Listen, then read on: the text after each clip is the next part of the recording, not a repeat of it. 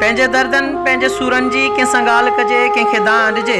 कंबर वेझो ॻोठ ठोड़ी बाज़ार में बासर वॾेरे पारां पीरसन औरत ते तशदुद करे तज़लील जो निशानो बणायो वियो, खेसि मथे जा वार कूड़े मुंहुं कारो कयो वियो। पर सिंध जे अंदरि केतिरियूं बेवस ऐं लाचार ॻोठाणियूं औरतूं आहिनि जेके रोज़ानो तज़लील जो निशानो बणजनि थियूं, पर हिन वक़्तु ताणी औरतुनि खे पंहिंजा हक़ूक़ न आहिनि मिली सघिया, न वरी को उन्हनि सां को इंसाफ़ थी सघियो आहे। कुझु त अहिड़ियूं औरतूं आहिनि जेके जिन जो आवाज़ु दॿियो वञे थो, जिन जी तशदुद जी का बि मालूमात कंहिंखे ख़बर बि नथी पइजी सघे, जेके रोज़ानो ग़ुलामी वारी ज़िंदगी गुज़ारनि थियूं। पर हिन वक़्तु बि ॻोठनि में रिसी मीरी पीरी सरदारी वारो निज़ाम आहे, जिथे का बि औरत पंहिंजे हक़ सां जी नथी सघे ऐं उहा ग़ुलामी वारी ज़िंदगी गुज़ारे थी।